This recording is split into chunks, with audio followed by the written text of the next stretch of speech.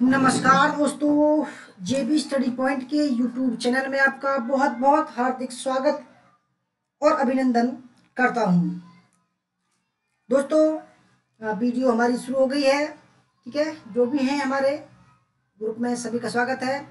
तो NTA UGC net paper first का महामैराथन mock test संख्या 26 है। अब की बार नेट जरा प्यार दोस्तों, टेस्ट दो 100 में से 60 सही तो चेहरा पक्का। तो हमारे जो स्वागत करते हैं उनका समा अंजुन जी वेलकम, सहवर रफीक जी वेलकम, रवि जी वेलकम, ज्योति बब्बर जी वेलकम और शिव कुमार जी वेलकम, धनराज चौधरी जी, भाग्यश्री राणा जी वेलकम सभी का, मंजली खटाना जी वेलकम आपका, सुमन जी वेलकम, हिमांशु शर्मा जी वेलकम, विश्व यादव जी वेलकम, ज्योति काजला जी वेलकम, संजू वर्मा जी वेलकम, मौसम के जी वेलकम, शिवानी जी वेलकम, रविंद्र रंधावा जी वेलकम, मीना कुमारी जी वेलकम, राहुल जयदेव जी वेलकम, सौरभ जी सौरभ बिंदे जी वेलकम, ज्योति बब्बर, मोनिका जी वेलकम, मोनिका जाखड़ जी वेलकम। दोस्तों शुरू करते हैं बिना किसी देरी के। ठीक है, तो हमारा नाम आप जानते होंगे, देव कुमार, पीएचडी इतिहास, एक बार जेआर 4 बार नेट। हमारा नंबर है 8755475312 पर। ठीक है दोस्तों, अगर आप हमारे चैनल पर नए हैं और आपने अभी तक हमारा चैनल सब्सक्राइब नहीं किया, प्लीज सब्सक्राइब कर लीजिए। उसके पास में जो बेल आइकन उसको प्रेस कर लीजिए, जिससे कि आने वाली नई वीडियो का नोटिफिकेशन आपको पहले मिल जाएगी। वीडियो को लाइक, शेयर और दोस्तों ज्वाइन का बटन यहाँ है, मेंबर से ले सकते हैं और लाइव चैट यहाँ है। दोस्तों शुरू करते हैं बिना किसी देरी के। ठीक है, पहला सवाल ये रहा, 10 सेकंड का समय है दोस्तों, प्लीज स्पीड से चलेंगे हम। ठीक है, हमें स्पीड से चलना है। ठीक है, नीलम जी वेलकम और मोनी कुमारी झा,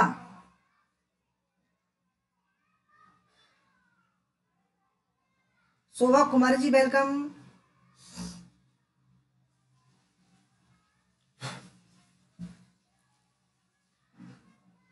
तो दोस्तों पहला सवाल है, शिक्षण प्रक्रिया के आधार पर विश्वविद्यालयों के प्रकार निम्नलिखित में से क्या है? पहला, केंद्र एवं राज्य शासित विश्वविद्यालय। दूसरा, पारंपरिक एवं मुक्त विश्वविद्यालय। तीसरा, प्राथमिक एवं द्वितीय विश्वविद्यालय। उपरोक्त में से कोई नहीं। दोस्तों 10 सेकंड है आपके पास में कमेंट करने के लिए, बिल्कुल धुआंधार कर दो आप। ठीक है, स्पीड में। हिस्ट्री ज्ञान जी वेलकम, प्रिया कल्याणकर जी वेलकम। दोस्तों सही आंसर है ऑप्शन नंबर बी। ठीक है, पहले सवाल का option number B right answer है, यानी कि पारंपरिक एवं मुक्त विश्वविद्यालय। ठीक है, दूसरा सवाल आपके सामने, संबद्ध विश्वविद्यालय का तात्पर्य है। पहला, ऐसे विश्वविद्यालय जिनके द्वारा पाठ्यक्रम लागू किए जाते हैं एवं परीक्षाओं का संचालन किया जाता है। दूसरा, ऐसे विश्वविद्यालय जिनके केंद्रीय परिसर में शिक्षण कार्य होकर संबद्ध महाविद्यालयों में संपन्न होता है। उपरोक्त दोनों, उपरोक्त में से कोई नहीं।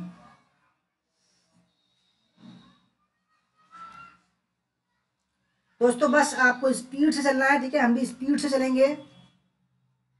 राहुल सिंह जी वेलकम, ज्योत्साना मेहतो जी वेलकम।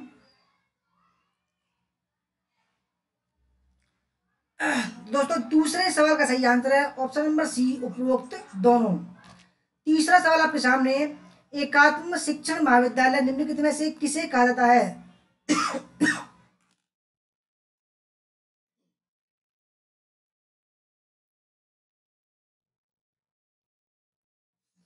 पहला पहला है संबद्ध विश्वविद्यालय को, आवासीय विश्वविद्यालय को, उपरोक्त दोनों या उपरोक्त में से कोई नहीं।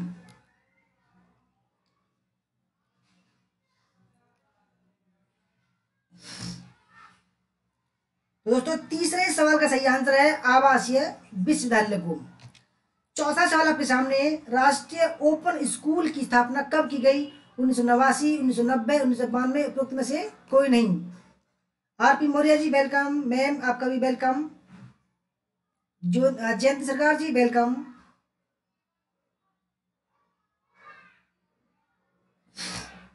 निवास शेखर जी वेलकम, रेखा चौधरी जी वेलकम। दोस्तों राष्ट्रीय ओपन स्कूल की स्थापना जो की गई थी दोस्तों वो है ऑप्शन नंबर ए, 1989 में। ठीक है, पांचवा सवाल, एनसीईआरटी की स्थापना कब हुई? दोस्तों फुल फॉर्म है national council education research and training 1955, 1960, 1961 या उपरोक्त में से कोई नहीं। एनसीईआरटी की स्थापना कब हुई थी? नीलम जी आपका वेलकम, नमस्कार। नीलम जी सभी का मैंने स्वागत कर दिया पहले ही, ठीक है, आपका भी किया था, शायद आप अवेलेबल नहीं थी। दोस्तों सही आंसर है 1961 में, ठीक है, 1961 में। छठा सवाल आपके सामने है, निम्नलिखित में से किस शिक्षा की जांच हंटर आयोग द्वारा की गई? दूरस्थ शिक्षा, मुक्त शिक्षा, प्राथमिक शिक्षा या माध्यमिक शिक्षा?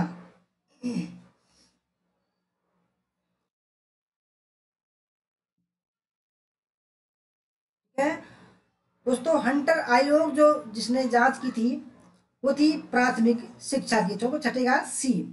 सातवां सवाल, निम्नलिखित में से किस वायसराय के शासनकाल में भारतीय विश्वविद्यालय आयोग की स्थापना की गई? Lord Dalhousie, Lord Ripon, Lord Curzon या लॉर्ड मैकाले? दोस्तों बहुत ही बढ़िया सवाल है, ठीक है। अनिता राणा जी वेलकम। दोस्तों हिस्ट्री वालों के लिए बिल्कुल आसान सवाल है, ठीक है। थॉमस रेले इसके अध्यक्ष थे। दोस्तों सही आंसर है option number C, lord Curzon ने, ठीक है। आठवां सवाल आपके सामने, अनौपचारिक शिक्षा की प्रमुख विशेषता क्या है? छात्र केंद्रित दृष्टिकोण, शिक्षक केंद्रित दृष्टिकोण, पाठ्यक्रम प्रधान दृष्टिकोण या शिक्षक केंद्रित दृष्टिकोण? अनौपचारिक शिक्षा की प्रमुख विशेषता क्या है?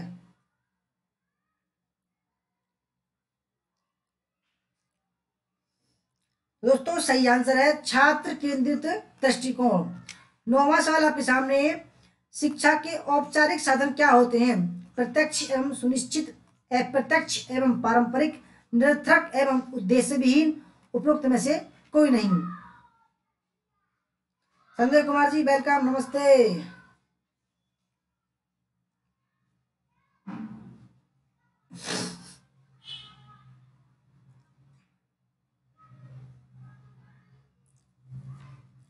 दोस्तों नौवें सवाल का सही आंसर है, शिक्षा के औपचारिक साधन है प्रत्यक्ष एवं सुनिश्चित।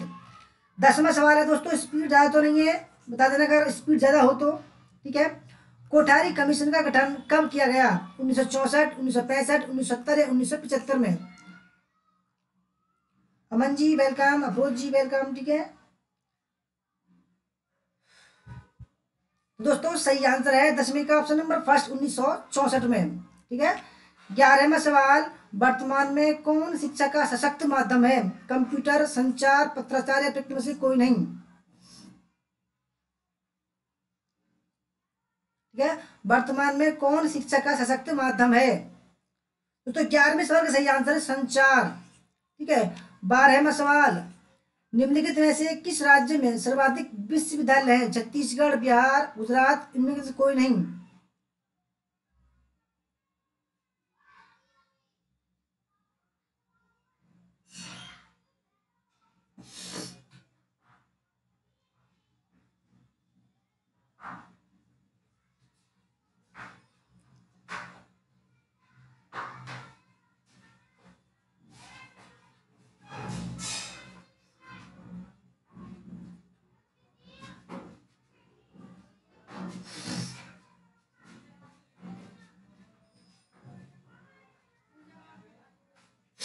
दोस्तों सही आंसर है छत्तीसगढ़, ठीक है। 13वां सवाल है, किसने ईस्ट इंडिया कंपनी को भारत में शिक्षा प्रसार का दायित्व सौंपा? भारतीय संसद, ब्रिटिश संसद, भारतीय जनता और भारतीय न्यायाधीश? किसने ईस्ट इंडिया कंपनी को भारत में शिक्षा प्रसार का दायित्व सौंपा?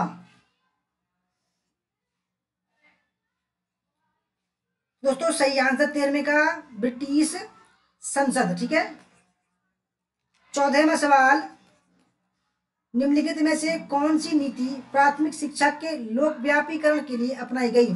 शिक्षा के विकेंद्रीकरण, सत्ता के विकेंद्रीकरण, निःशुल्क शिक्षा समिति और नीति या अनिवार्य शिक्षा नीति?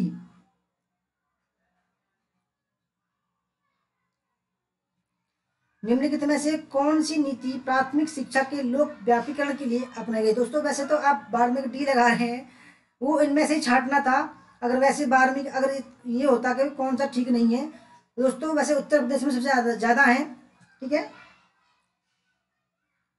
दोस्तों 14वें सवाल का जो सही आंसर है शिक्षा के विकेंद्रीकरण। ठीक है। 15वां सवाल, 6 से 14 वर्ष की आयु के बच्चों के लिए अनिवार्य शिक्षा का कानून कब लागू किया गया? 1 जनवरी 2008, 1 अप्रैल 2010, 1 मई 2009 या इनमें से कोई नहीं? मीनू मलिक जी वेलकम।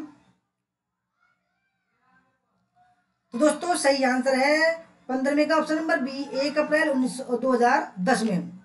16वां सवाल, निम्नलिखित में से कौन सी समिति शैक्षणिक सुधारों से संबंधित है? विश्वनाथ समिति, हरटोक समिति, यशपाल समिति और अशोक मेहता समिति। कौन सी समिति शैक्षणिक सुधारों से संबंधित है?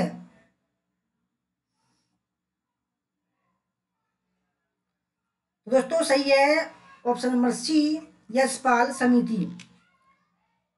17वां सवाल, हरटोक समिति की स्थापना कब हुई? 1927, 28, 1930 से 1935 में।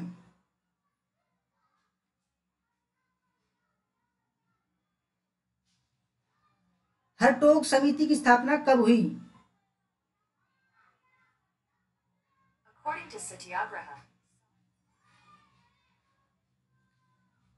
हरटोक समिति की स्थापना। तो दोस्तों सही आंसर है 17वें का ऑप्शन नंबर बी, 1928 में। ठीक है। और 19वां सवाल है, ये है 17वां, ये 18वां सवाल। दोस्तों 18वां सवाल है, 11वीं पंचवर्षीय योजना 2007-12 के अंतर्गत उच्च शिक्षा में नामांकन दर का लक्ष्य क्या रखा गया है? 5%, 10%, 15 या 20%? दोस्तों क्या रखा गया था? ठीक है।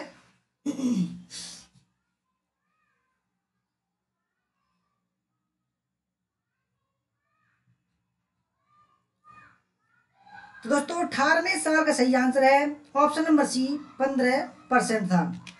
19वां सवाल, दिल्ली विश्वविद्यालय किस प्रकार का विश्वविद्यालय है? राज्य विश्वविद्यालय, केंद्रीय, आंशिक केंद्रीय विश्वविद्यालय या उपरोक्त में से कोई नहीं?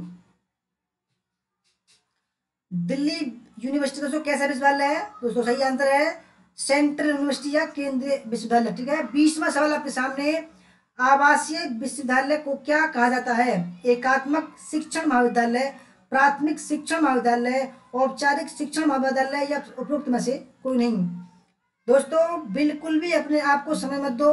ठीक है। आप जितना भी दिमाग को रेस्ट दोगे, इतने बेकार की चीज जो है अपने दिमाग में घुसेंगी। ठीक है। इसलिए मैं बिल्कुल स्पीड से चल रहा हूँ। धर्मेंद्र कुमार जी वेलकम। स्पीड से चलो बस, यानी कि अपने दिमाग को दोस्तों बिल्कुल भी फुर्सत मत दो। दोस्तों सही आंसर है 20वें का ऑप्शन नंबर फर्स्ट, एकात्म शिक्षण महाविद्यालय। 21वां सवाल आपके सामने, सुनिश्चित करने के लिए उच्च शिक्षा के सर्वाधिक निकायों की स्थापना की है? ठीक है। तर्क है, भारत में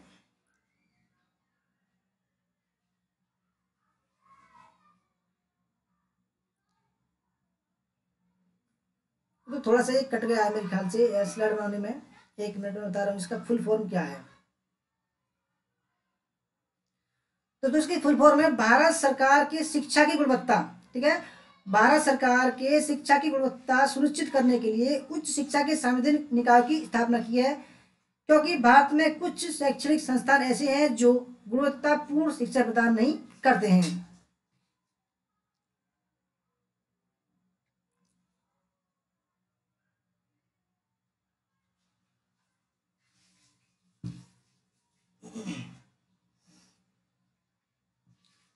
तो दोस्तों 21वें सवाल का सही आंसर है ऑप्शन नंबर फर्स्ट, ए और आर दोनों सही हैं। ए की सही व्याख्या आर है। 12वां सवाल आपके सामने, हिफा उच्चतर शिक्षा वित्तीय अभिकरण की स्थापना के पीछे भारतीय सरकार का उद्देश्य वित्तीय सहायता प्रदान करना है। पहला, देश के प्रमुख संस्थानों की अवसंरचना में सुधार हेतु। दूसरा, संकाय की शोध परियोजना हेतु। तीसरा, भारतीय और विदेशी विश्वविद्यालयों के बीच शोध सहयोग हेतु। और चौथा, भारतीय संस्थानों और उद्योगों के बीच शोध सहयोग हेतु।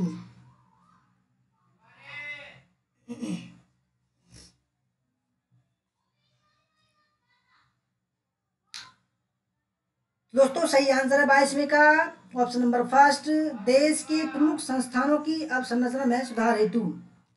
23वां सवाल आपके सामने है, विश्वविद्यालय अनुदान आयोग की स्थापना किस अधिनियम के अधीन हुई थी? 1956, 1949, 1944 और 1968।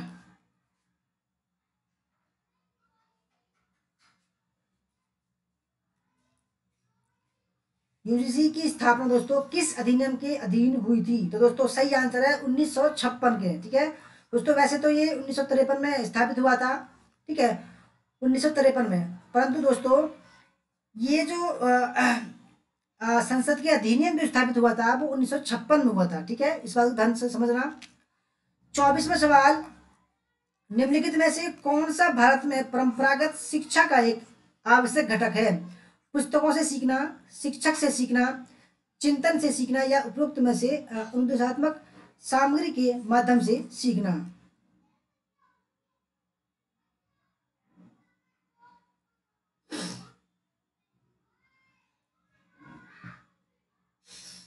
तो दोस्तों 24वें सवाल का जो सही आंसर है वो है ऑप्शन नंबर बी, शिक्षक से सीखना। ठीक है,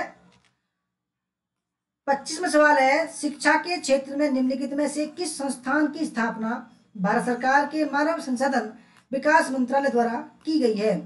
Indian council of world affair नई Delhi, mythic society Bangalore, national Bal Bhavan नई दिल्ली, चौथा है इंडिया इंटरनेशनल सेंटर नई दिल्ली।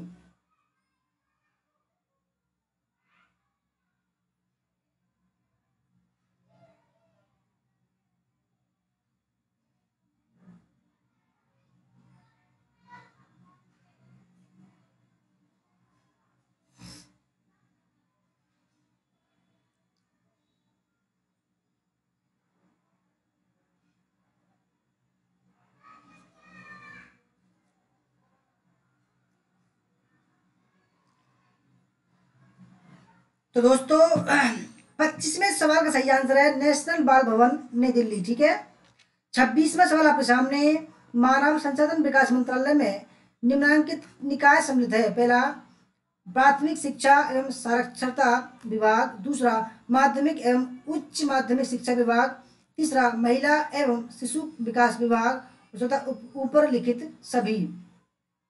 दोस्तों आज के पेपर में भी आया था। ठीक है, MHRD को जो बदला गया है वो किस रूप में बदला गया है दोस्तों? ठीक है, मिनिस्ट्री ऑफ एजुकेशन में।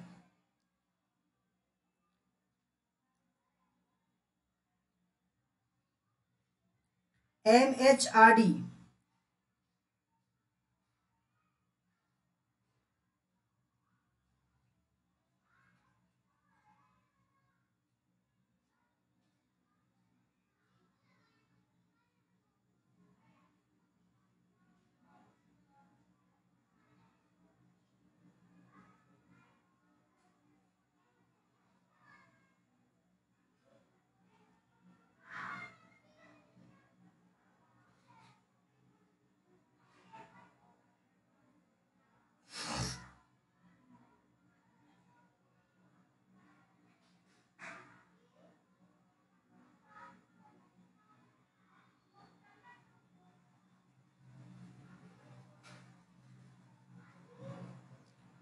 दोस्तों सही आंसर है, ठीक है, 26 में का सही आंसर दोस्तों ऑप्शन नंबर डी, उपरोक्त में से सभी।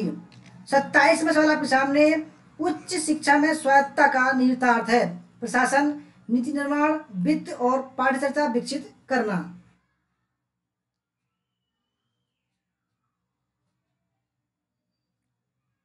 संजय जी करंट से बनाए चलो ठीक है, करंट से बनाएंगे। ठीक है, कुछ सवाल भेजते हैं आपको करंट से।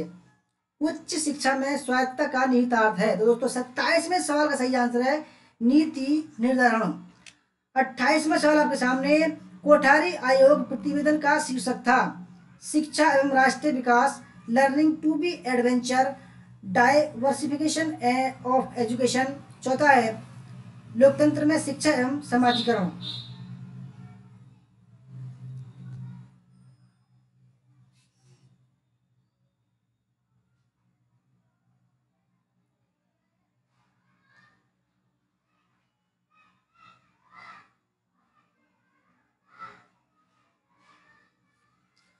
दोस्तों 28वें सवाल का सही आंसर है ऑप्शन नंबर फर्स्ट, शिक्षा एवं राष्ट्रीय विकास। 29, भारत में विश्वविद्यालय अनुदान आयोग के क्षेत्रीय कार्यालय की संख्या बताइए। 10, 7, 8, 9।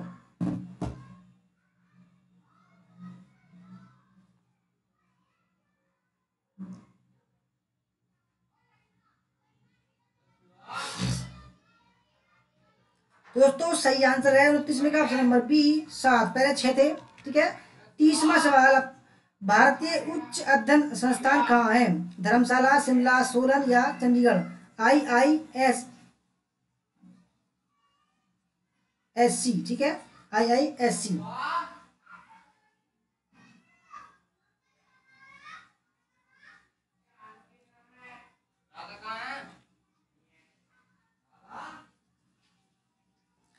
दोस्तों सही आंसर है ये है शिमला में, ठीक है, मोहन शर्मा जी के पास में।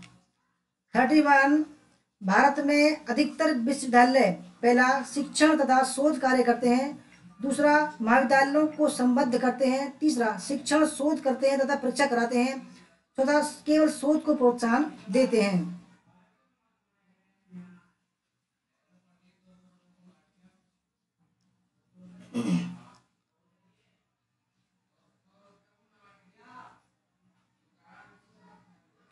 दोस्तों सही आंसर है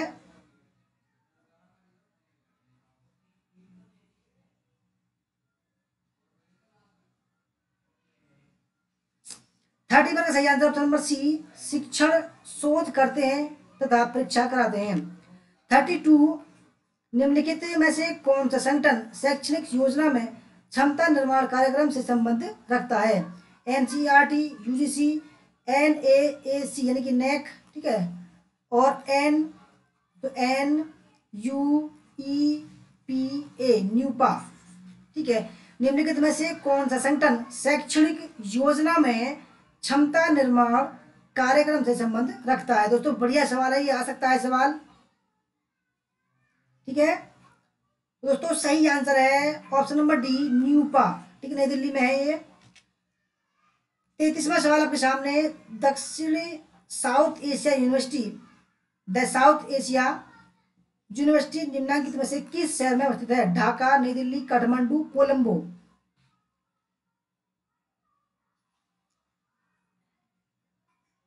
तो दोस्तों 33वें का सही आंसर है ऑप्शन नंबर बी, ये है नई दिल्ली में, द साउथ एशिया यूनिवर्सिटी जो है नई दिल्ली में है। 34, शिक्षा के क्षेत्र में एक स्वतंत्र आयोग के अध्यक्ष के रूप में यूनेस्को को प्रस्तुत की गई जैक्स डिलोर्स की रिपोर्ट का शीर्षक था। पहला millennium development report, learning the treasure within, तीसरा world declaration on education for all, चौथा international commission on education report.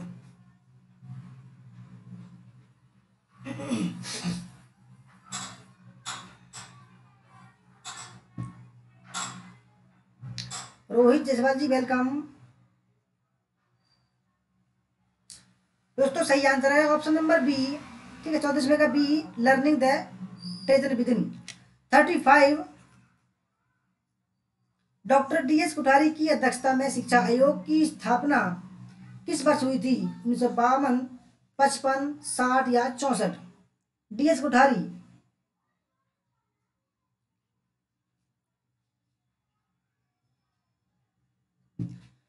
तो सही आंसर है कोठारी आयोग जो है 1964, ठीक है, मुदालिर आयोग 1962, ठीक है, NCERT 1961 और दोस्तों UGC 1956, ठीक है।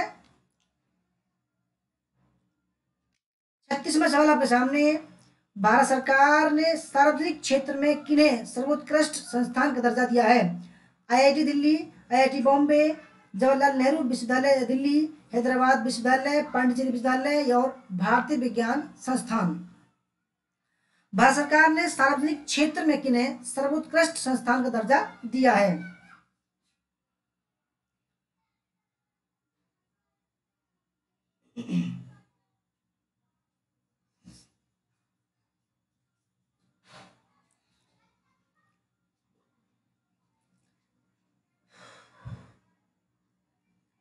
तो दोस्तों सही आंसर है 36 में का ऑप्शन नंबर सी, ठीक है, ऑप्शन नंबर सी, पहला IIT दिल्ली, IIT बॉम्बे, और दोस्तों ऑप्शन नंबर 6 भारतीय विज्ञान संस्थान IIS। ठीक है। 37 निम्नलिखित में से किस आयोग समिति ने भारत की स्वतंत्रता के बाद शिक्षा के सभी स्तरों पर ध्यान दिया? राधाकृष्ण आयोग, मुदालियर आयोग, कोठारी आयोग और आचार्य राममूर्ति समिति। आचार्य राममूर्ति समिति।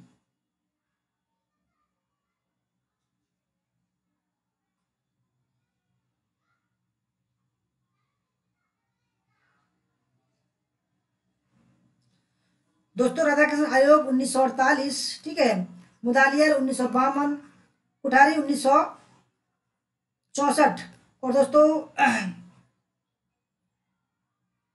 जो आचार्य राममूर्ति जो समिति आई थी दोस्तों, ठीक है,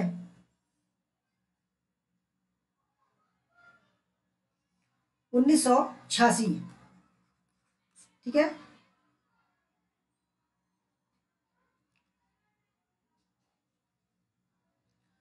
दोस्तों 37 का सही आंसर है ऑप्शन नंबर सी, कोठारी आयोग। ठीक है। 38 आधुनिक भारतीय विश्वविद्यालय की स्थापना किस वर्ष में हुई? 1957, 1857, 1945 या 1964?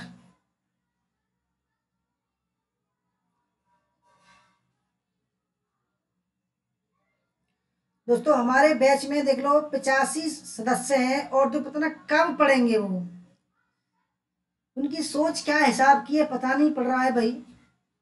दोस्तों उन्होंने हर बार पढ़ा है जैसे पढ़ रहे हैं, और अब भी ऐसे पढ़ रहे हैं दोस्तों, कुछ भी चेंज नहीं कर पा रहे हो अपने आप को। बताइए, इतना अच्छा प्लेटफॉर्म मिल रहा है यूट्यूब का, इतनी अच्छी तैयारी करा रहे हैं, फिर भी नहीं बदल रहे हैं। बताओ क्या होगा उनका?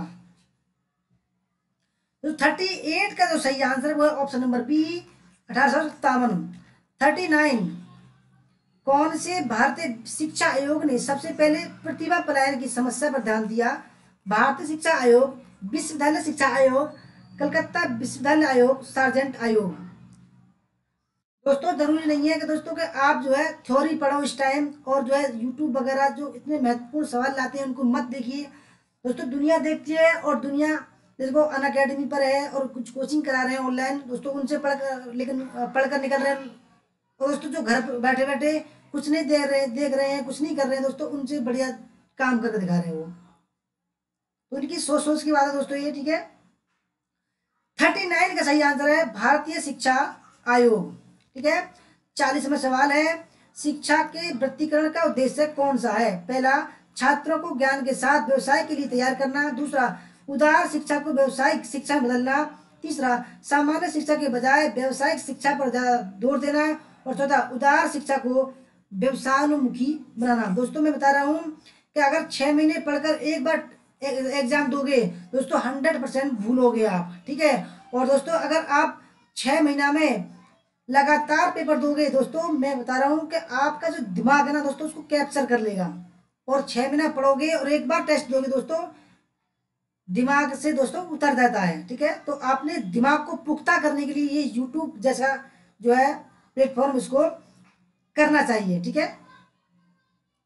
तो 40 में दोस्तों सही आंसर ऑप्शन नंबर डी, उदार शिक्षा को व्यवसायोन्मुखी बनाना।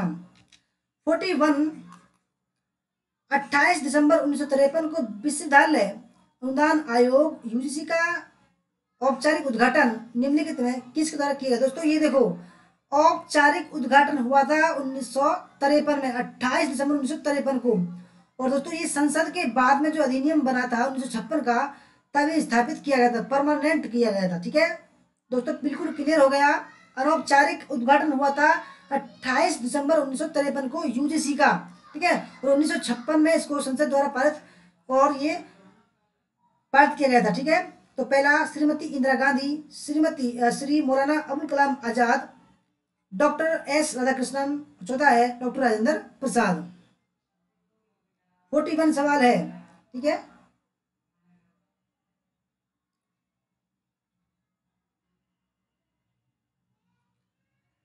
तो दोस्तों सही आंसर है श्री मौलाना अबुल कलाम आजाद। दोस्तों ये इसके जो है पहले अध्यक्ष हैं। बहुत बड़ी फोटो लग रही है दोस्तों, मैं देख के आया था।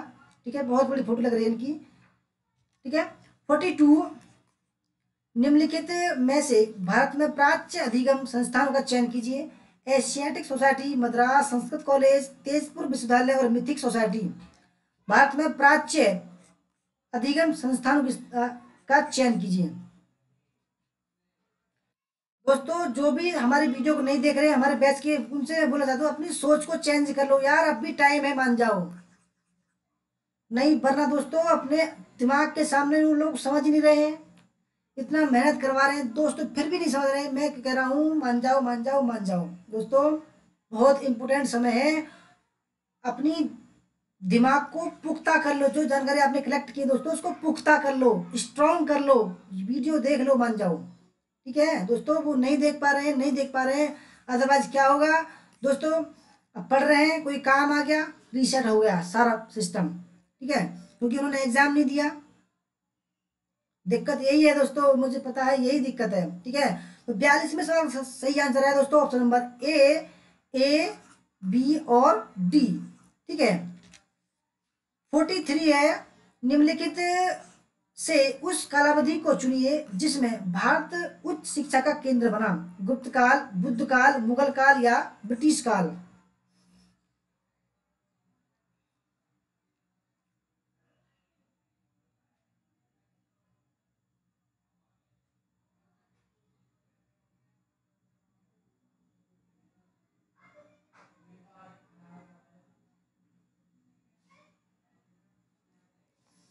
दोस्तों सही आंसर 43 का ऑप्शन नंबर फर्स्ट, गुप्त काल। ठीक है, और दोस्तों शिक्षा का जो शिक्षा के में जो घटोतरी हुई, ठीक है, वो थी मुगल काल में। दोनों ऑप्शन बता रहा हूँ मैं आपको। शिक्षा का, भारत शिक्षा उच्च शिक्षा का केंद्र बना, गुप्त काल। और दोस्तों जो ये जो सवाल था, किस काल में भारतीय शिक्षा की अवनति हुई, ठीक है, मुगल काल में। 44, सामुदायिक महाविद्यालयों में प्रावधान है एकल प्रवेश, संपत्ति प्रवेश, स्व वित्त पोषित प्रणाली या घर पर शिक्षण। ठीक है,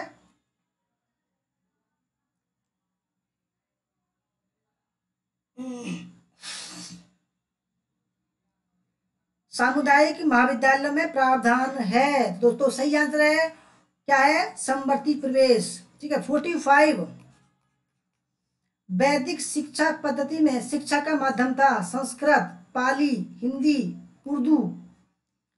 वैदिक शिक्षा, वैदिक शिक्षा पद्धति में शिक्षा का माध्यम था दोस्तों, वैदिक जो शिक्षा पद्धति थी वो थी संस्कृत पर। ठीक है, संस्कृत।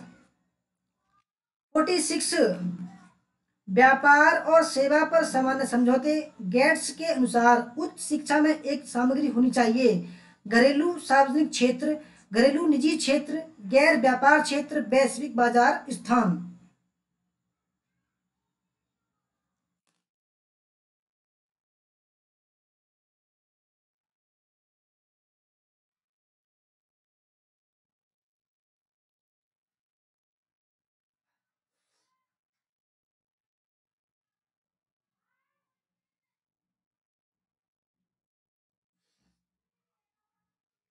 दोस्तों सही आंसर 46 का ऑप्शन नंबर डी, वैश्विक बाजार स्थान।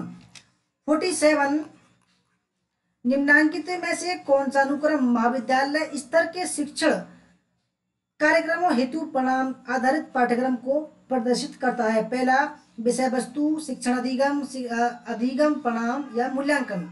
दूसरा, वांछित अधिगम परिणाम, विषय वस्तु, शिक्षण अधिगम, आकलन और मूल्यांकन। तीसरा, शिक्षण अधिगम, विषय वस्तु, अधिगम परिणाम और मूल्यांकन। चौथा है विषय वस्तु, वांछित अधिगम परिणाम, शिक्षण अधिगम और मूल्यांकन और आकलन।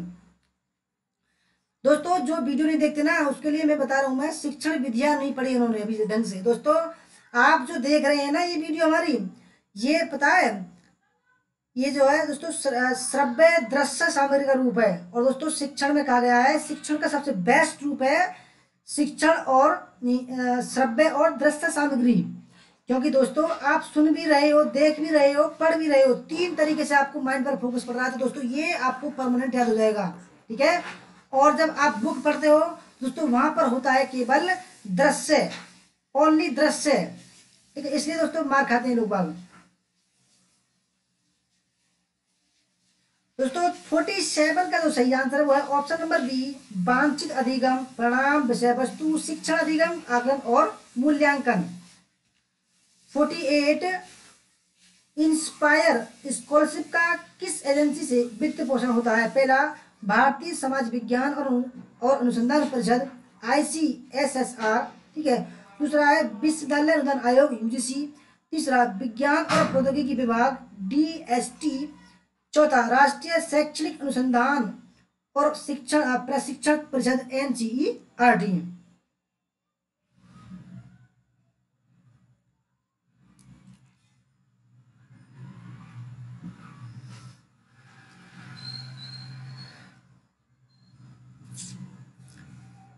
इंस्पायर स्कॉलरशिप का किस एजेंसी से वित्त पोषण होता है? तो दोस्तों सही आंसर है 48 का ऑप्शन नंबर सी, विज्ञान और प्रौद्योगिकी विभाग, DST। 49, जो विश्वविद्यालय अपने निजी चैनल द्वारा शैक्षिक कार्यक्रम टेलीकास्ट करता है वह है। दोस्तों ये आज भी एग्जाम में आया है, ठीक है। पहला, doctor B R Ambedkar Open University Hyderabad, IGNOU University of Pune, Annamalai University. दोस्तों आज का ये सवाल है। तो देखो मैं बोल रहा हूँ और कुछ लोग गायब हो गए, ठीक है। ये होता है दोस्तों, कुछ लोग हमारे ग्रुप के सदस्य यार अजीब अजीब है।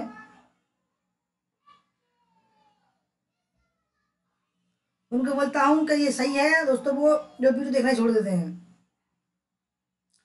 तो 49 का सही आंसर है ऑप्शन नंबर बी, इग्नू। दोस्तों इग्नू का अभी चल रहा था कि जो इग्नू द्वारा चलाया गया चैनल कौन सा है दोस्तों, वो था एकलव्य, ठीक है। एकलव्य हमारे उसमें कराया था और देख लो वो हमारे उसमें आ गया, ठीक है।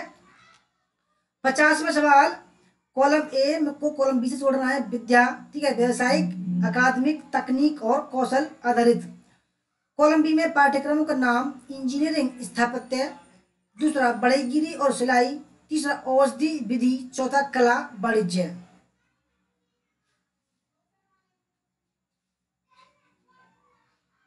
जी आज ही आया था। देखो हमने अपने बैच में जो पेपर फर्स्ट का ग्रुप है उसमें कराया था वो सवाल, ठीक है। एकलव्य और दोस्तों जो ज्ञान दर्शन भी कराया था, ठीक है, और ज्ञानवाणी भी कराया था, सब करा दिए दोस्तों।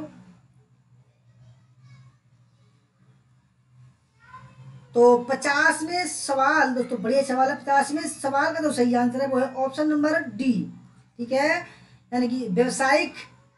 ऑप्शन नंबर सी, औषधि और विधि, ठीक है। एकादमिक, ऑप्शन नंबर 4, कला वाणिज्य। तकनीकी, ऑप्शन नंबर फर्स्ट, इंजीनियरिंग, स्थापत्य और कौशल आधारित, ये है बढ़ई और सिलाई। 51, 51वां सवाल है, भारत में स्थापित पहला मुक्त विश्वविद्यालय है। यशवंत राय चव्हाण महाराष्ट्र मुक्त विश्वविद्यालय नासिक। दूसरा, नालंदा मुक्त विश्वविद्यालय पटना। तीसरा, भीमराव अंबेडकर मुक्त विश्वविद्यालय हैदराबाद। चौथा है तमिलनाडु मुक्त विश्वविद्यालय चेन्नई।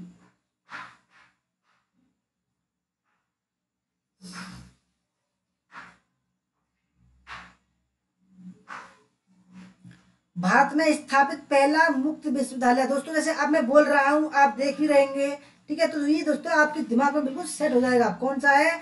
51 में सही आंसर है डॉक्टर भीमराव अंबेडकर मुक्त विश्वविद्यालय हैदराबाद। 52वां सवाल, ठीक है, NAAC यानी कि नेक, ठीक है दोस्तों, नेक किस स्वायत्त संस्था के अंतर्गत स्थापित है? ICSSR, ठीक है, CSIR। दूसरा, AICTE और चौथा है UGC।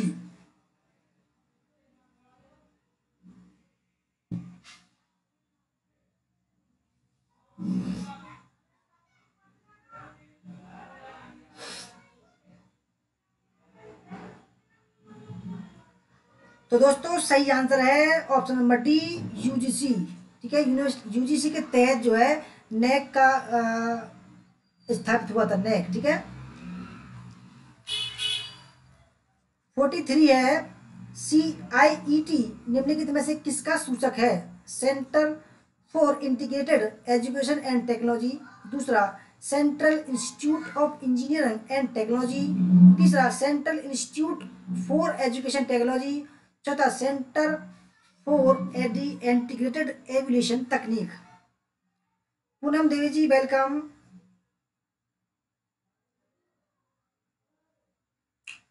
दोस्तों 53वें सवाल का जो सही आंसर है वो है CIET की जो फुल फॉर्म दोस्तों वो है central institute for education technology. 54वां सवाल आपके सामने, इंजीनियरिंग प्रत्ययन निकायों के लिए अंतर्राष्ट्रीय करार वॉशिंगटन समझौते में भारत का प्रतिनिधित्व निम्नलिखित में से किसके माध्यम से होता है? UGC, नेक, भारतीय उच्चतर शिक्षा परिषद या NBA। ठीक है,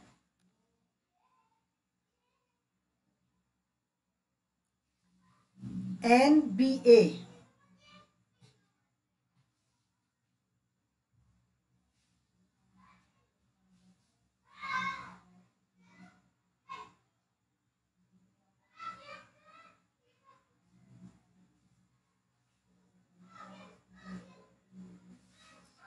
तो NBA की जो फुल फॉर्म है वो है नेशनल बोर्ड ऑफ एक्रेडिटेशन।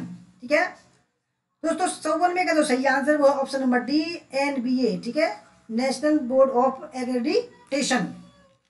55वां सवाल आपके सामने, किस आयोग की सिफारिश पर 10+2+3 संरचना राष्ट्रीय शिक्षा नीति 1968 के वक्तव्य में शामिल की गई थी? कोठारी आयोग, मुदालियर आयोग, राममूर्ति आयोग या मंडल आयोग, मंडल कमीशन।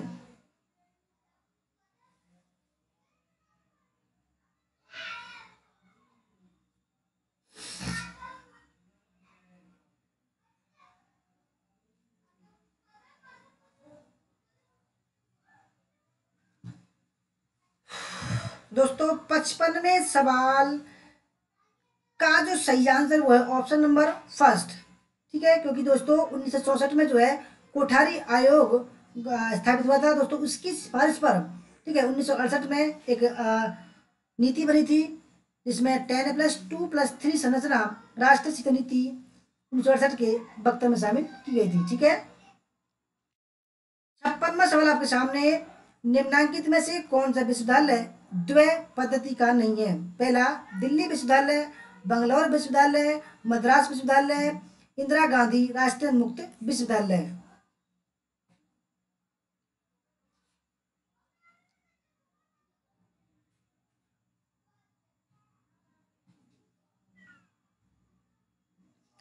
तो दोस्तों सही आंसर है ऑप्शन नंबर डी, क्योंकि दोस्तों ये एक ही मोड में पढ़ाता है, वह ओनली डिस्टेंस मोड में। ठीक है, आप समझ गए होंगे, डिस्टेंस मोड में पढ़ाता है, दूसरे मोड में नहीं पढ़ाता है। 57वां सवाल, वर्स्टेहेन स्कूल ऑफ अंडरस्टैंडिंग को निम्नलिखित में से किसने लोकप्रिय बनाया? जर्मन समाज विज्ञानी, अमेरिकी दार्शनिक, ब्रिटिश अकादमिक विज्ञान, चौथा है इतालवी राजनीतिक विश्लेषक।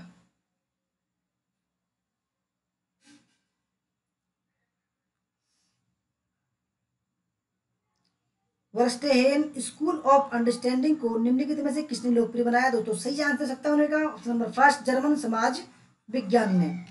58वां सवाल आपके सामने, मूल्य विकास के चरण और सेकंड में है मूल्य शिक्षा की दृष्टि से महत्वपूर्ण विशेषता है। तो पहला है मूल्य संग्रहण, मूल्य आकलन, मूल्य स्पष्टीकरण और मूल्य सुदृढ़ीकरण।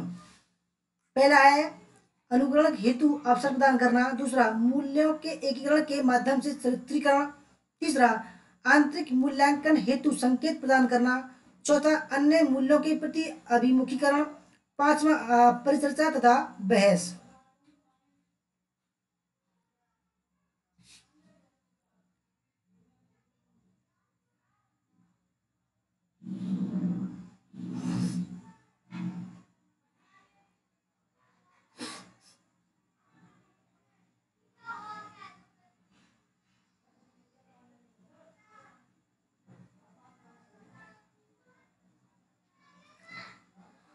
तो दोस्तों सही आंसर 58 का ऑप्शन नंबर सी। ठीक है, ऑप्शन नंबर सी ठीक है, यानी कि पहले का पहला, मूल्य संग्रहण, अनुकरण हेतु अवसर प्रदान करना, मूल्य आकलन दोस्तों ऑप्शन नंबर 3, आंतरिक मूल्यांकन हेतु संकेत प्रदान करना ऑप्शन नंबर मूल्य स्पष्टीकरण। ठीक है, सी है ऑप्शन नंबर 4, अन्य मूल्यों के प्रति अभिमुखीकरण ऑप्शन नंबर 4 है, मूल्य सुदृढ़ीकरण, दोस्तों सही है इसका आंसर ऑप्शन नंबर बी, मूल्यों के एकीकरण के माध्यम से चरित्रीकरण। 59वां सवाल, निम्नांकित में से किसे 2 अक्टूबर 1978 महात्मा गांधी का जन्म दिवस को प्रारंभ किया गया था? पहला, राष्ट्रीय प्रौढ़ शिक्षा कार्यक्रम एडुसेट, प्रथम शैक्षिक रेडियो चैनल, और चौथा है 10+2+3 योजना।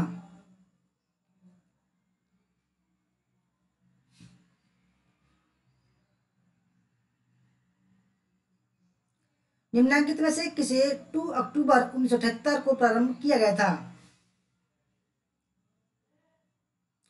तो दोस्तों सही आंसर है राष्ट्रीय प्रौढ़ शिक्षा कार्यक्रम, ठीक है, 1978 में ये प्रारंभ किया गया था। 60वां सवाल आपके सामने, भारत का संविधान सभी अल्पसंख्यकों द्वारा अपनी पसंद की शैक्षणिक संस्था स्थापित करने के अधिकार का प्रबंध करता है। अनुच्छेद 30(1), अनुच्छेद 29, अनुच्छेद 33 से अनुच्छेद 16(2). दोस्तों ये 100% आ सकता सवाल है, ठीक है, इसे ध्यान से समझ लेना। भारत का संविधान सभी अल्पसंख्यकों द्वारा अपनी पसंद की शैक्षणिक संस्था स्थापित करने के अधिकार को प्रबंध करता है। दोस्तों सही आंसर है अनुच्छेद 30 फर्स्ट, ठीक है। 61वां सवाल है, सामान्यतः 5 साल की समाप्ति के पहले लोकसभा की निम्नलिखित में से किसके द्वारा विघटित किया जा सकता है? प्रधानमंत्री, लोकसभा का अध्यक्ष, प्रधानमंत्री की संस्तुति से राष्ट्रपति, उपरोक्त में से कोई नहीं। 100 सवाल है मैडम जी, 100 सवाल, ठीक है, 100 सवाल है, इसलिए थोड़ी तेज गति से चल रहे हैं। दोस्तों सामान्यतः 5 साल की समाप्ति के पहले लोकसभा को निम्नलिखित में से किसके द्वारा विघटित किया जा सकता है? ठीक है, लोकसभा को भंग किया जा सकता है 5 साल से पहले। दोस्तों सही आंसर है प्रधानमंत्री की संस्तुति से राष्ट्रपति के द्वारा, ठीक है। 62, आमतौर पर भारत में केंद्रीय विश्वविद्यालयों का विजिटर कौन है? पहला, भारत का प्रधानमंत्री, मानव संसाधन विकास मंत्री, भारत का राष्ट्रपति।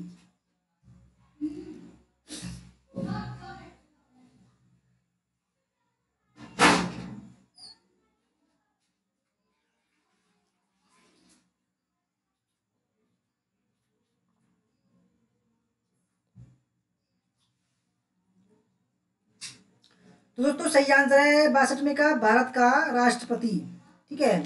63, राज्य सूची में शामिल विषयों पर संसद विधेयक पारित कर सकती है? पहला, राष्ट्रपति की पूर्व अनुमति पर, दूसरा, अपेक्षित संवैधानिक संशोधन के पश्चात, तीसरा, राज्य विधानसभाओं में सहमति का अभाव, और चौथा, 2 या 2 से अधिक राज्यों के अनुरोध पर। राज्य सूची, दोस्तों 3 सूची होती है, राज्य सूची, केंद्रीय सूची और समवर्ती सूची संविधान में। राज्य सूची में शामिल विषयों पर संसद विधेयक पारित कर सकती है। दोस्तों 63 का जो सही आंसर वो है ऑप्शन नंबर डी, 2 या 2 से अधिक राज्यों के अनुरोध पर, ठीक है। 64, भारतीय संसद में किसे अपना विचार रखने की अनुमति दी जा सकती है? कोई भी विधायक, थल सेना प्रमुख, भारत के महाधिवक्ता या दिल्ली के महापौर। भारतीय संसद में किसे अपना विचार रखने की अनुमति दी जा सकती है?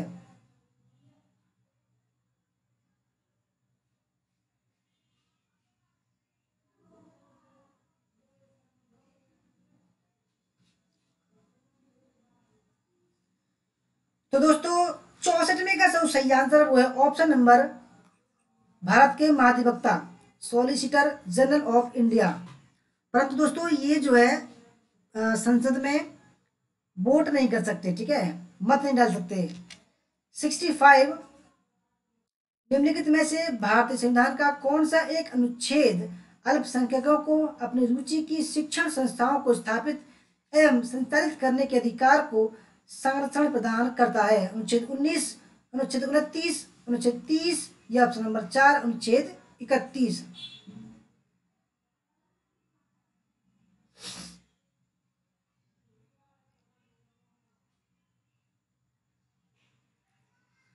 दोस्तों सही आंसर है अनुच्छेद 30। 66वां सवाल, राष्ट्रपति और उपराष्ट्रपति के चुनावों से संबंधित विवादों का निपटारा किया जाता है भारत के निर्वाचन आयोग द्वारा, संसद की संयुक्त समिति द्वारा, भारत के उच्चतम न्यायालय द्वारा। ऑप्शन नंबर 4, केंद्रीय चुनाव अधिकरण द्वारा। राष्ट्रपति और उपराष्ट्रपति के चुनावों से संबंधित विवादों का निपटारा किया जाता है। ठीक है दोस्तों, सही आंसर है ऑप्शन नंबर सी, भारत के उच्चतम न्यायालय द्वारा। ठीक है 67। सूची फर्स्ट में संस्थाएं, सेकंड में कार्य। सूची फर्स्ट में संसद, C&AG यानी कि कैग दोस्तों ये। ठीक है संसद, कैग वित्त मंत्रालय और व्ययकारी विभाग। सेकंड में है बजट का निरूपण, बजट का अधिनियम, बजट का निष्पादन, व्यय की वैधता या आय का औचित्य।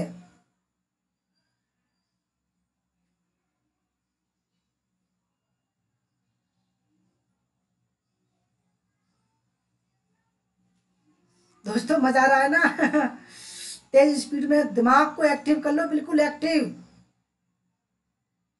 दोस्तों अब आप बच्चे नहीं हो, अब आप एकदम यानी कि नेट की एग्जाम के लिए एकदम आप परिपक्व हो चुके हो। ठीक है दोस्तों 67 का जो सही आंसर है वो ऑप्शन नंबर फर्स्ट। ठीक है संसद। ऑप्शन नंबर 3, बजट का निष्पादन। ठीक है कैग। और दोस्तों ये ऑप्शन नंबर 4, बजट की व्यय की वैधता।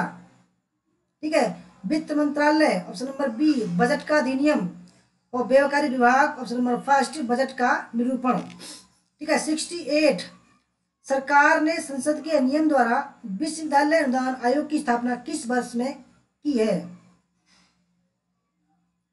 दोस्तों सवाल बढ़िया है। सरकार ने संसद के नियम के द्वारा, मैंने पहले बता दिया सवाल। ठीक है 1980, 1948, 1950 या 1956। शूट एंड साइड हाँ संजय रवि जी, देखो अब इसलिए करा रहे हैं क्योंकि बहुत परिपक्व हो चुकी हो आप, पढ़ते पढ़ते पढ़ते पढ़ते। ठीक है थोड़ा सा भी मैं चाहता हूँ आप बिल्कुल भी रेस्ट ना करें। ठीक है बीच में 68 का तो सही आंसर है 1968 या 1900 सॉरी 56, 1956। ठीक है 69, उच्च शिक्षा में अध्यापक की भूमिका का लक्ष्य है। पहला, छात्रों को सूचना प्रदान करना। दूसरा, छात्रों में स्वयं अध्ययन को प्रोत्साहित करना। तीसरा, छात्रों में स्वस्थ प्रतिस्पर्धा बढ़ाना। चौथा, छात्रों की व्यक्तिगत समस्याओं के समाधान हेतु सहायता प्रदान करना।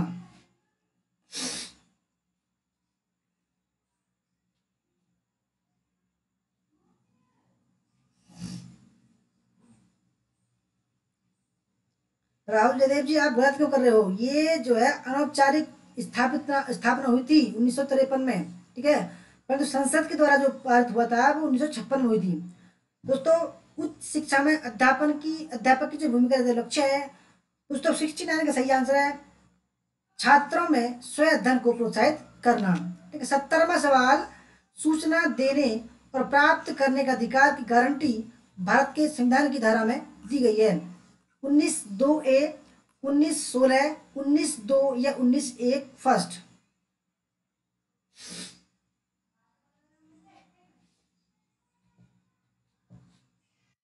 सूचना देने और प्राप्त करने का अधिकार की गारंटी भारत के संविधान की धारा में दी गई। दोस्तों ये सवाल आ सकता है, मैं बता रहा हूँ सवाल। ठीक है इंपोर्टेंट सवाल है। 70वें सवाल दोस्तों सही आंसर है ऑप्शन नंबर फर्स्ट। ठीक है 19(2). ठीक है 71, निम्नलिखित में से कौन सा अधिमत ठीक है सही नहीं है। पहला, शिक्षा भारत के संविधान की 7वीं अनुसूची की संवृत्ति सूची का विषय है। दूसरा, विश्वविद्यालय अनुदान आयोग एक सांविधिक निकाय है। तीसरा, एक कस्ब अधिकार आविष्कार अभिकल्प प्रतिलिप्यधिकार और ट्रेडमार्क संवृत्ति सूची के विषय हैं। चौथा, समाज विज्ञान में शोध से संबंधित भारतीय सामाजिक विज्ञान शोध परिषद एक संवैधानिक निकाय है।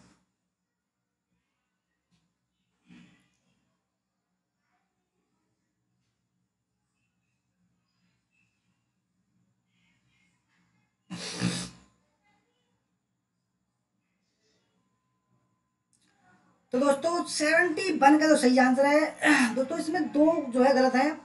एक तो नंबर 2, विश्वविद्यालय अनुदान आयोग एक सांविधिक निकाय है, ठीक है। और ऑप्शन नंबर 4,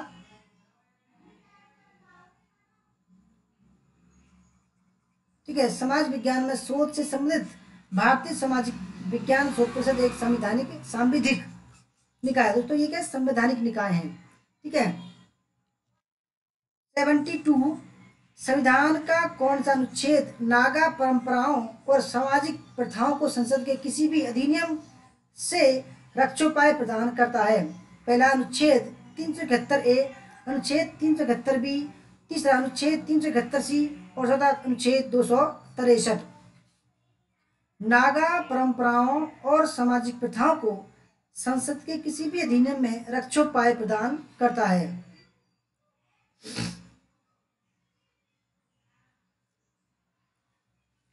दोस्तों सही आंसर है अनुच्छेद 371 ए। 73, निम्नलिखित में से कौन सा सुशासन का उपकरण नहीं है? पहला सूचना का अधिकार, नागरिक अधिकार पत्र, सामाजिक अंकेक्षण, चौथा है न्यायिक सक्रियता।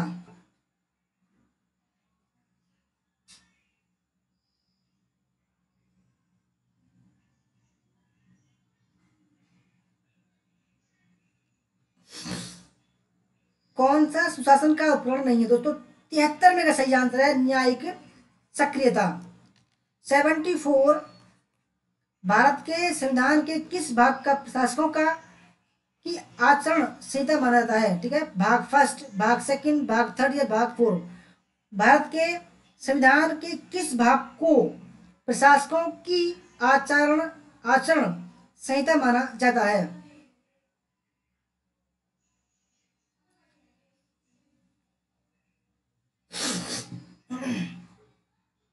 तो दोस्तों सही आंसर 74 में का डी, भाग 4।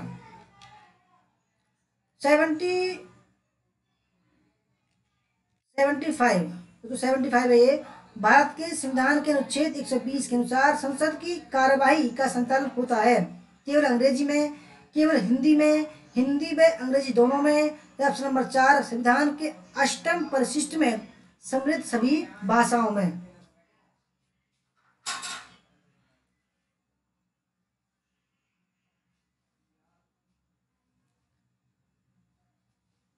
दोस्तों सही आंसर है ऑप्शन नंबर सी। दोस्तों मैं आपको एक चीज बताऊं, मैं एक कहानी बताता हूँ, ठीक है।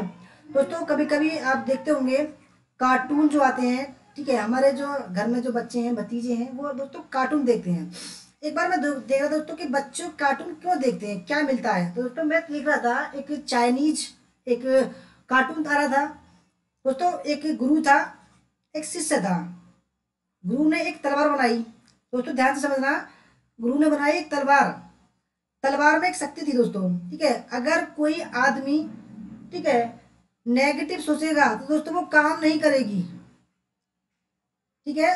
गुरु ने कहा कि दोस्त कि बेटा कि ये जो तलवार है, ये जो भी इंसान अपने मन में नेगेटिव सोचेगा उसके साथ ये नहीं देगी। तो दोस्तों एक राक्षस से उस बच्चे को लड़ना था, उसके गुरु शिष्य को। तो उस गुरु ने उसको तलवार दी कि बेटा जाओ और उसके लड़ो। तो दोस्तों वो लड़का इससे लड़ने आया, ठीक है, और तलवार उसके हाथ में थी। तलवार ये थी दोस्तों कि वो हार नहीं सकता, परंतु जो नेगेटिव सोचेगा वो हार भी सकता है। तो जो राक्षस था वो बहुत ताकतवर था, बहुत ताकतवर, इससे लड़के से ज्यादा ताकतवर।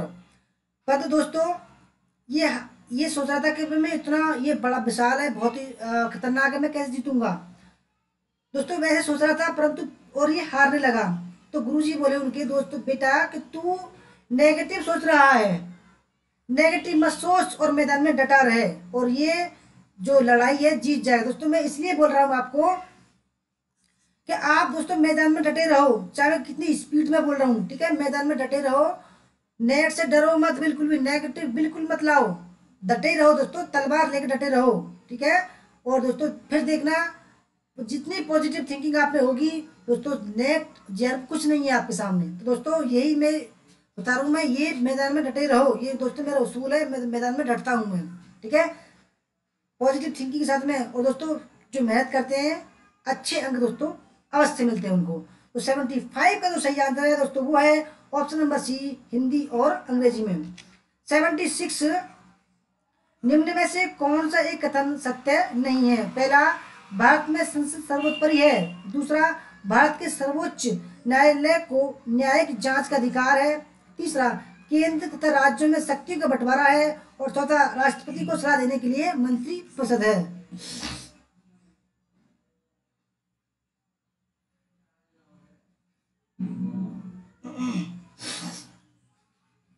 दोस्तों मैंने विद्वानों के थॉट पढ़ कर दोस्तों अपने आप को इम्प्रूव किया है, पॉजिटिव थिंकर बनाया मैं दोस्तों। मैंने अपने आप को, मैं कभी भी नेगेटिव नहीं सोचता दोस्तों। मैं खुद का गाइड हूँ, बता रहा हूँ, मैं खुद का गाइड हूँ। मेरे दोस्तों मेरा बैकग्राउंड बहुत ही कमजोर है, ठीक है। मेरे पीछे दोस्तों किसी ने मुझको ये सलाह नहीं दी कि ये करो ये करो दोस्तों। मैं खुद ही बढ़ता गया दोस्तों। वो कहते हैं ना कि अगर आदमी सच्चे मन से दोस्तों किसी काम को करे तो दोस्तों पूरी कायनात मिलकर उसका साथ देती है। तो दोस्तों मैंने पूरी सच्चे मन से आपकी आपकी मेहनत से कर रहा हूँ दोस्तों। पूरी कायनात मेरा साथ देगी और दोस्तों पूरी मेहनत से लग जाओ, 100% पूरी कायनात दोस्तों आपका साथ देगी और जरा का सर्टिफिकेट आपके हाथ में होगा। डरना नहीं है आपको बस। तो 76 का दोस्तों सही आंसर जो नहीं है वो है ऑप्शन नंबर फर्स्ट, संसद दोस्तों सर्वोच्च नहीं है, वो है संविधान जो है दोस्तों सर्वोपरि है, ठीक है। ऑप्शन नंबर फर्स्ट गलत है और बाकी सब ठीक है। 77, निम्न में से कौन सा कथन भारतीय लोकतंत्र के गणतांत्रिक स्वरूप को दर्शाता है? लिखित संविधान, राज्य को कोई धर्म नहीं है। तीसरा, स्थानीय निकायों को शक्तियों का स्थानांतरण। और चौथा, चयनित राष्ट्रपति तथा सीधे या परोक्ष रूप से चयनित संसद। दोस्तों जब आपके साथ कोई गाइड नहीं हो दोस्तों, आप अकेले हो, तो दोस्तों अपने मन की सुनो, ठीक है। और पॉजिटिव थिंकिंग रखो अपने साथ दोस्तों, अच्छा होगा। डरो नहीं, बिल्कुल डर के आगे जीत है। ड्यू पीना शुरू कर दो, ठीक है। दोस्तों 77 का सही आंसर है वो है ऑप्शन नंबर डी, चयनित राष्ट्रपति तथा सीधे या परोक्ष रूप से चयनित संसद। 78, सूची फर्स्ट को सेकंड से मिलाना है। सूची फर्स्ट में कार्ल पाकर, टी एस कुन, पाल फेयरबांड, चौथा है फ्रांसिस बेकन। सेकंड में आगमनात्मक प्रविधि विधि के विरुद्ध रूपावली और मिथ्याकरण। दोस्तों हमारे सर जो हमारे सुपरवाइजर हैं, ठीक है, पीएचडी के गाइड हैं दोस्तों, वो बोलते हैं यार तू एकदम कमाल का व्यक्ति है, ठीक है। मुझसे कुछ नहीं कहते और जो भी पीएचडी कर रहे हैं उनको लताड़ लगाते हैं। वो बोलते हैं यार इसको कहने की जरूरत नहीं है यार, ये खुद ही एक ऐसा इंसान है। दोस्तों हमारे वीडियो को देखकर हमारे सर ने वीडियो बनानी शुरू की, बोला यार मुझे कुछ चीला बना लिया मुझे अपना। मैं बोला सर क्यों शर्मिंदा कर रहे हो? दोस्तों जहाँ मैं पीएचडी कर रहा हूँ ना, वो भी प्रिंसिपल भी, एचओडी भी, हमारे सर भी कहते हैं यार क्या कमाल का व्यक्ति यार ये। दोस्तों बिल्कुल एक्टिव न, ऐसे में एकदम एक्टिव हूँ मैं, बिल्कुल नेगेटिव नहीं हूँ, ठीक है। दोस्तों 78 का जो सही आंसर है वो है ऑप्शन नंबर सी, ठीक है, कार्ल पाकर। ऑप्शन नंबर 4 मिथ्याकरण, ठीक है। दोस्तों ये विधि है और ये आदमी, ठीक है। तो T S Kuhn, option number 3 रूपावली, पॉल फेयरबांड ऑप्शन नंबर 2 विधि के विरुद्ध, और फ्रांसिस बेकन, और दोस्तों ये ऑप्शन नंबर फर्स्ट आगमनात्मक प्रविधि।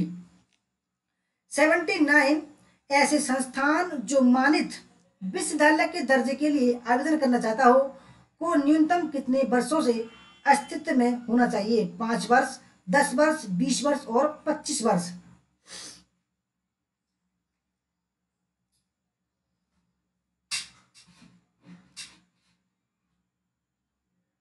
ऐसे संस्थान जो मानित विश्वविद्यालय के दर्जे के लिए आवेदन करना चाहता हो को न्यूनतम कितने वर्षों से अस्तित्व में होना चाहिए?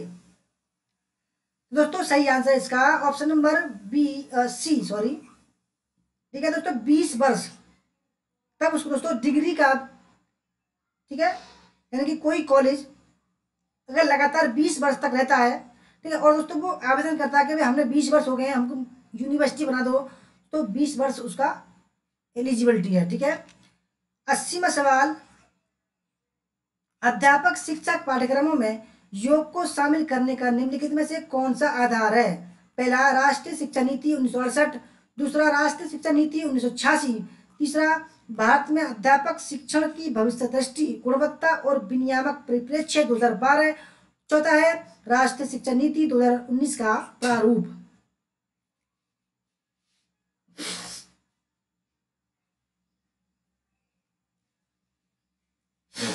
अच्छा ज्योति जी, वेलकम, गुड गुड गुड।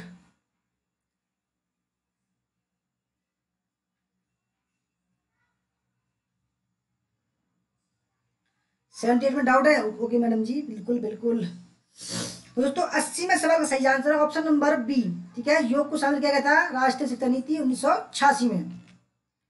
81, विश्वविद्यालयों के बीच सहयोग और समन्वय को बढ़ावा देने के लिए स्थापित अंतर विश्वविद्यालय बोर्ड का वर्तमान स्वरूप है यूजीसी, एआईयू, एलयूईपीए। तो ये एन होगा, ये एन न्यूपा। ठीक है, एन न्यूपा होगा ये। और होता है ICSSR। ये दोस्तों AIU, association of Indian university. ठीक है,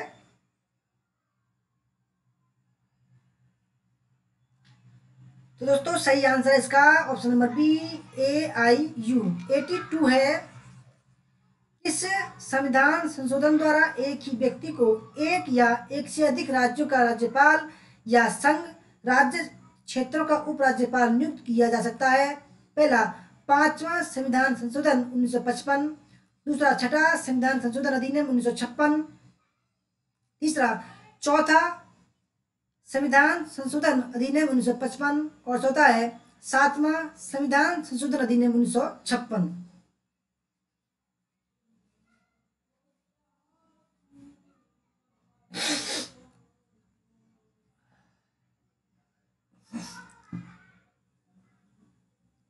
तो दोस्तों 82 का जो सही आंसर वो है ऑप्शन नंबर डी। ठीक है, सातवां संविधान संशोधन अधिनियम 1956। 83 है, शिक्षा और संबद्ध क्षेत्रों में विभिन्न विश्वविद्यालयों के मध्य सहयोग को बढ़ावा देने के लिए अंतः विश्वविद्यालय बोर्ड के बंद होने के फलस्वरूप निम्नलिखित में से किस संस्था की स्थापना की गई? एसोसिएशन ऑफ सेंट्रल यूनिवर्सिटी, विश्वविद्यालय अनुदान आयोग, IIAS शिमला। और नंबर 4 है एसोसिएशन ऑफ इंडियन यूनिवर्सिटी।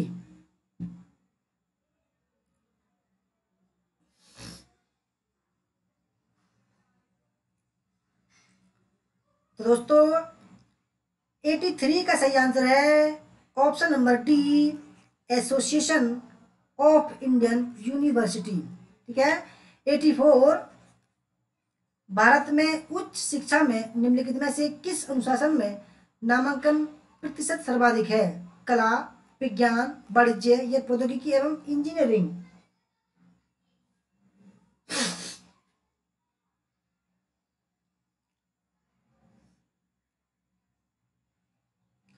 तो दोस्तों 84 का सही आंसर है ऑप्शन नंबर फर्स्ट, यानी कि जो रजिस्ट्रेशन होते हैं दोस्तों वो कला विभाग में ज़्यादा होते हैं, हायर एजुकेशन में। ठीक है, 85, विश्वविद्यालय के नित्य प्रतिदिन प्रशासन के लिए निम्नलिखित में से कौन सा निकाय उत्तरदायी है? सीनेट, सिंडिकेट, अधिशासी परिषद, विद्यार्थी परिषद या एकादमिक परिषद।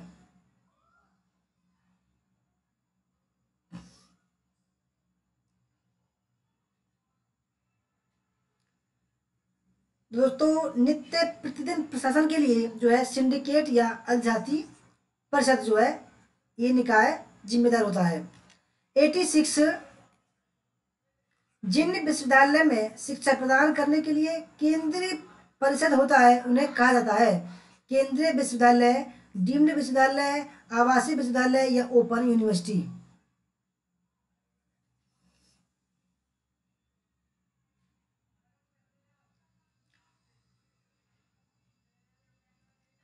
तो दोस्तों 86 का जो सही आंसर है वो है आवासीय विश्वविद्यालय। ठीक है, 87, इग्नू का एकमात्र टेलीविजन शैक्षिक चैनल का नाम है? दोस्तों बढ़िया सवाल है। ठीक है, ज्ञान दर्शन, ज्ञानवाणी, दूरदर्शन या प्रसार भारती।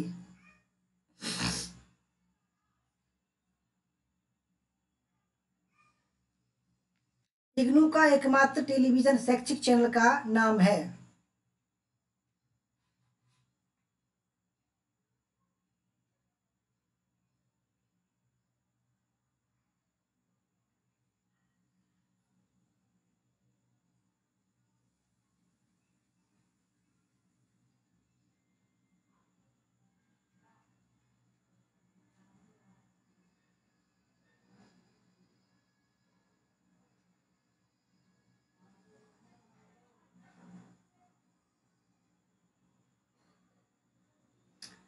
इग्नू इग्नू का एकमात्र टेलीविजन जो शैक्षिक चैनल का नाम है।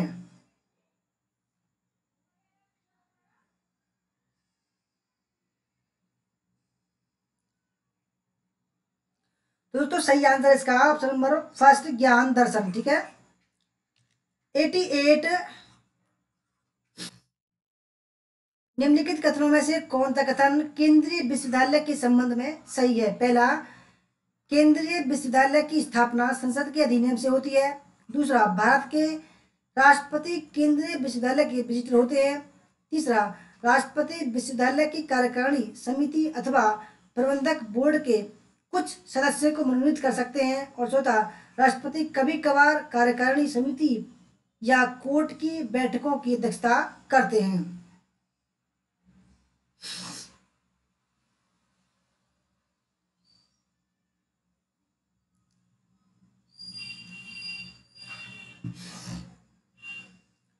तो 88 का जो सही आंसर है, ठीक है, वह है ऑप्शन नंबर सी, पहला, दूसरा और तीसरा।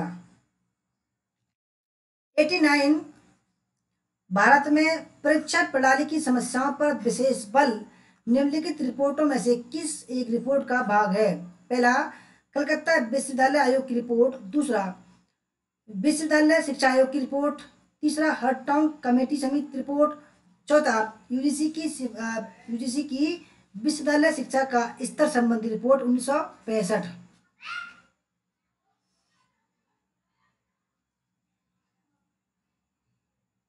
भारत में परीक्षा प्रणाली की समस्या पर विशेष बल निम्नलिखित रिपोर्टों में से किस एक रिपोर्ट का भाग है? दोस्तों सही आंसर है ऑप्शन नंबर डी, यूजीसी की विश्वविद्यालय शिक्षा का स्तर संबंधी रिपोर्ट। 90वां सवाल, निम्नलिखित में से डीम्ड विश्वविद्यालय के विषय में कौन सा कथन सही है? पहला, राज्य के राज्यपाल डीम्ड विश्वविद्यालयों के कुलाधिपति होते हैं। दूसरा, वे अपना पाठ्यक्रम तथा पाठ्यसूची बना ले सकते हैं। तीसरा, वे दाखिला तथा शुल्क के विषय में अपने दिशा निर्देश बना सकते हैं।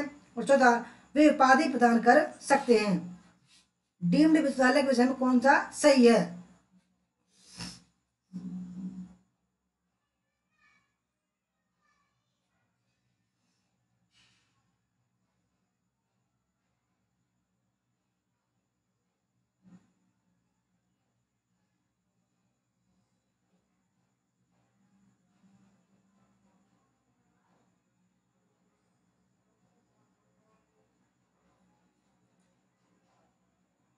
दोस्तों 90 में का जो सही आंसर है वो है ऑप्शन नंबर सी। ठीक है, पहला ठीक है इसका और सी ठीक है और डी ठीक है। 91,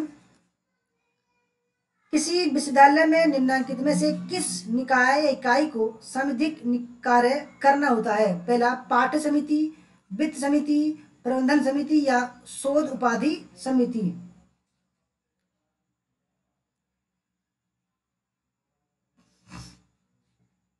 किसी विश्वविद्यालय में निम्नलिखित में से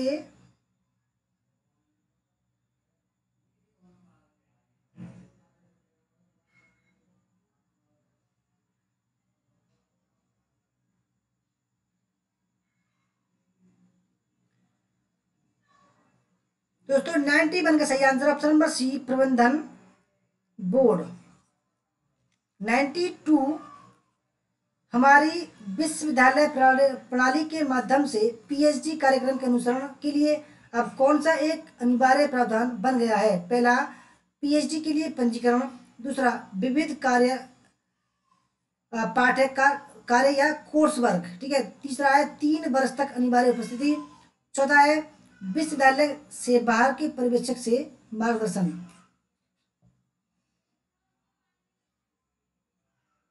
दोस्तों अब जो यूजीसी ने कह दिया है कि जो भी पीएचडी करेगा दोस्तों उसको सबसे पहले 6 महीने का कोर्स वर्क करना अनिवार्य है। दोस्तों 92 का सही आंसर हो जाएगा कोर्स वर्क या विहित पाठ है कार्य। 93 भारतीय विश्वविद्यालय प्रणाली के प्रशासनिक तथा शैक्षणिक अध्यक्ष कौन होता है? विश्वविद्यालय या का कुलाधिपति, दूसरा विश्वविद्यालय का कुलपति, तीसरा विश्वविद्यालय का कुलसचिव, चौथा होता है विश्वविद्यालय के संकाय अध्यक्ष।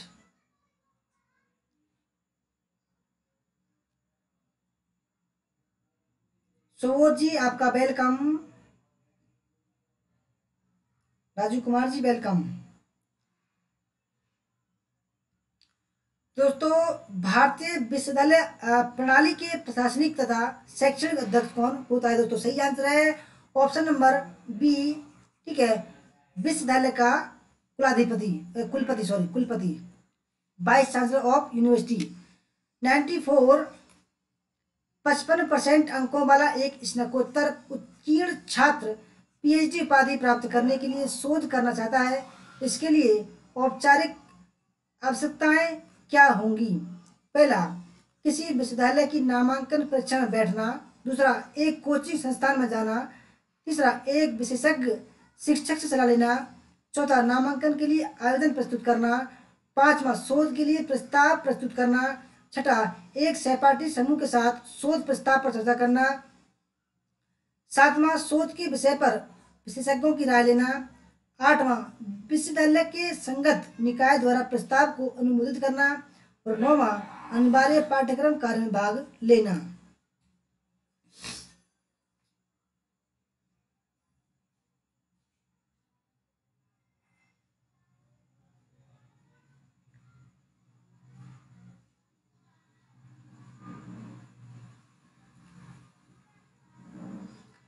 तो दोस्तों 94 का सही आंसर है ऑप्शन नंबर डी, पहला ठीक है, ठीक है, चौथा ठीक है। पहला दोस्तों ये है कि किसी विश्वविद्यालय की नामांकन परीक्षा में बैठना, चौथा है नामांकन के लिए आवेदन प्रस्तुत करना, और पांचवा है शोध के लिए प्रस्ताव प्रस्तुत करना, और आठवां है विश्वविद्यालय के संगत निकाय द्वारा प्रस्ताव को अनुमोदित करना, और नौवां अनिवार्य पाठ्यक्रम कार्य में भाग लेना। 95 भारत में राज्य विश्वविद्यालयों के संबंध उच्च शिक्षा प्रणाली का कार्यकारी और नेतृत्वकर्ता कौन होता है? फैकल्टी का डीन, विश्वविद्यालय का कुलपति और विश्वविद्यालय का कुलाधिपति, चौथा है शिक्षा का डीन।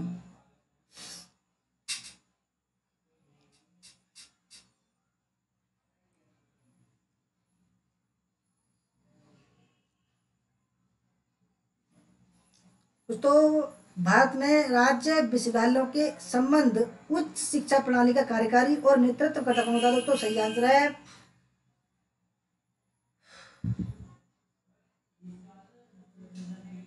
विश्वविद्यालय का कुलपति, ठीक है। 96 दो या अधिक राज्यों के बीच के विवाद पर निर्णय लेने की भारत के उच्चतम न्यायालय की शक्ति किस अधिकारिता के अंतर्गत आती है? परामर्शदायी अधिकारिता, अपीलीय अधिकारिता, मौलिक या रिट?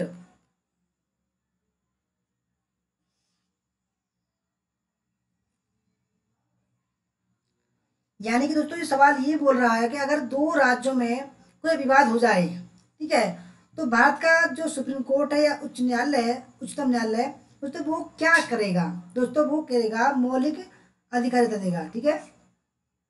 96 का सी। 97 भारत के उच्चतम न्यायालय के न्यायाधीश के संबंध में निम्नलिखित में से कौन से अभिकथन सत्य है? पहला, उच्चतम न्यायालय के न्यायाधीश की नियुक्ति भारत के राष्ट्रपति द्वारा की जाती है। दूसरा, वह राष्ट्रपति के प्रसाद पर्यंत पद धारण करता है। तीसरा, किसी भी जांच के लंबित रहने तक उसे निलंबित किया जा सकता है। और चौथा, उसे दुर्व्यापार सिद्ध होने या क्षमता के कारण हटाया जा सकता है।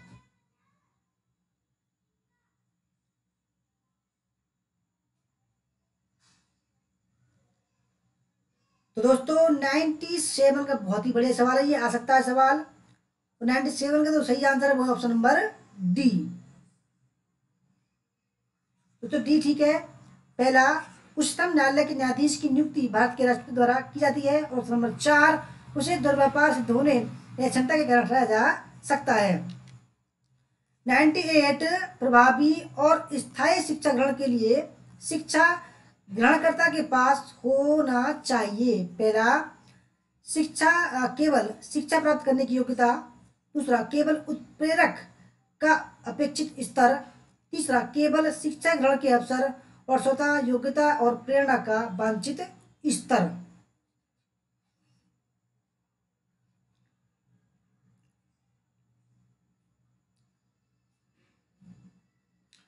तो दोस्तों सही आंसर इसका ऑप्शन नंबर डी, योग्यता और प्रेरणा का वांछित स्तर।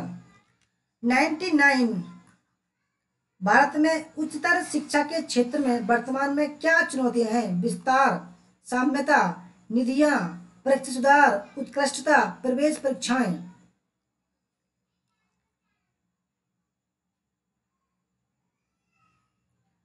हरीश प्रताप जी वेलकम आपका।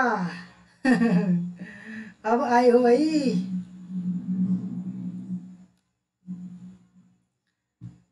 भारत में उच्चतर शिक्षा के क्षेत्र में वर्तमान में क्या चुनौतियां हैं? तो दोस्तों सही आंसर है ऑप्शन नंबर डी। ठीक है। पहला विस्तार, ऑप्शन नंबर साम्यता, ऑप्शन नंबर 5 उत्कृष्टता। 100 में सवाल, विश्व स्तरीय विश्वविद्यालयों की स्थापना के लिए अपेक्षित है स्वायत्त शासन, संकेंद्रित निधियन, मूल्यांकन तंत्र पर नियंत्रण, स्वतंत्र प्रतिफल, शासन तंत्र द्वारा स्टाफ की नियुक्ति। दोस्तों कमेंट फीडबैक जरूर देना। ठीक है। 5 मिनट बाद वीडियो को दोबारा ऑन करना। ठीक है। ग्रुप में डाली गई है, दोबारा ऑन करना और अपने कितने सही हुए और आपको वीडियो कैसी लगी। ठीक है। जरूर बताना। दोस्तों सही आंसर सोने का ऑप्शन नंबर डी। ठीक है। पहला स्वायत्त शासन, दूसरा संकेंद्रित निधियन और चौथा स्वतंत्र प्रतिफल। दोस्तों कुछ मोटिवेशन बात बताई मैंने आपको, कान में बांध लेना। ठीक है। कहते हैं ना दिमाग में सेट कर लेना उन बातों को। डटे रहो दोस्तों, मेहनत करना कभी दोस्तों बेकार नहीं जाता। ठीक है। कोशिश करने वालों की दोस्तों कभी हार नहीं होती है। मैं बोलता हूँ दोस्तों मेहनत करने वालों की भी हार नहीं होती है। ठीक है। मेहनत करिए, सफलता 100% मिलेगी। तो दोस्तों मिलते हैं कल 3 बजे। ठीक है। तब तक के लिए बाय बाय, टाटा, जय हिंद, जय भारत, वंदे मातरम।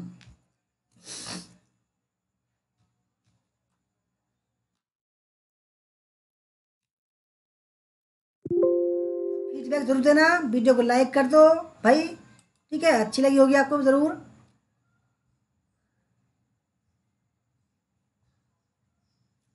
99 सवाल में क्या है? ये 99 वो सवाल।